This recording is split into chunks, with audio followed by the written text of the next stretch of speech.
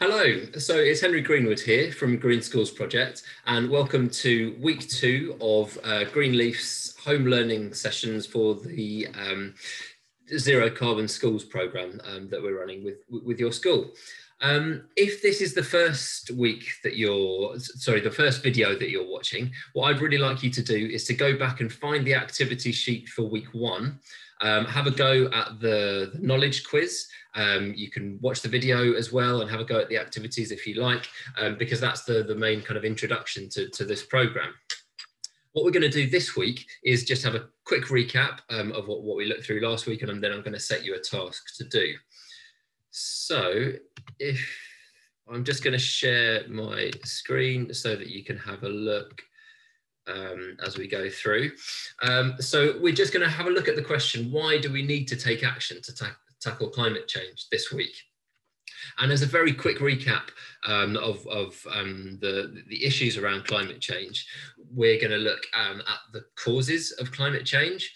So if you remember back to last week, or some of you will have actually done these sessions at the school before Christmas, we looked at the main cause of climate change being greenhouse gases being released into the atmosphere.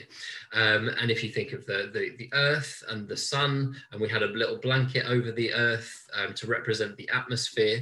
And there are things that humans are doing which are releasing these greenhouse gases into the atmosphere. You can see them in the picture. One of the main ones is burning fossil fuels like coal and oil and gas in big power stations to generate electricity. And you can see all the smoke coming off there. Some of that gas is carbon dioxide, which is the biggest greenhouse gas that causes the blanket to get a bit thicker. It also happens as every time we go anywhere by car or aeroplane, then gases are released into the atmosphere. You can see cows, animals generate methane, which is another greenhouse gas. So we need to think about the meat and dairy products that we consume. And also trees are really important because they take in carbon dioxide and give out oxygen. So we need to stop cutting down trees and plant some more. Now, the effect of all of this, in some parts of the world, there's not enough rain, so there's drought, so it's hard to grow food. In other parts of the world, there's too much rain and there's flooding. There's fire. There have been fires in different parts of the world, which are really dangerous for people and the animals that get killed in them as well. Ice is melting in the Arctic and Antarctic, which is causing sea levels to rise.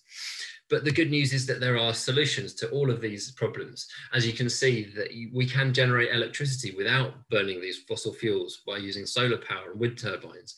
We can travel around cities by walking and cycling and using public transport to go to places further away.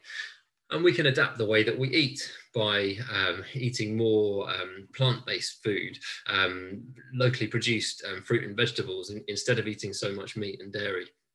And the last, there's a little blank space there, which kind of represents the fact that actually in life, we're often told by advertising that we have to buy things to make us happy. But actually, the most important things in our life, spending time with friends and family, going to the local park, they're free. We don't have to pay for them. So you know, we don't have to listen to all those messages that advertising tell us.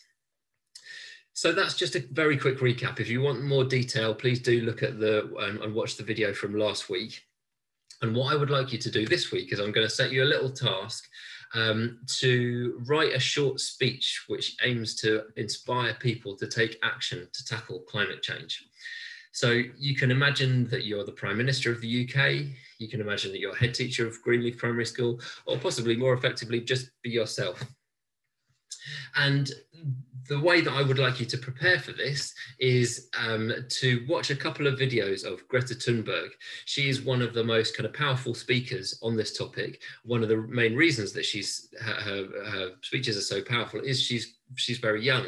So she was just 15 years old when she started campaigning, not all that much older than you guys. So I've put a link to a couple of videos in the activity sheet. So watch her doing her speeches and then get some tips for you to write yours. when you've written your speech, actually say it, deliver it to your family. See what they think, see what your parents think. Do they agree that you need to take more action, and can you have a sort of a conversation about that? And finally, if once you've done all of that, if you enjoyed watching Greta's speeches, you could watch a documentary, which I put the link of that on the activity sheet, which follows her life from when she started campaigning. I watched it at the weekend, and it's really moving and powerful. So that's it for this week. I hope you enjoy having a go at the tasks, having a look at some of the articles online and so on. And I will see you again next week. Thanks a lot. Bye.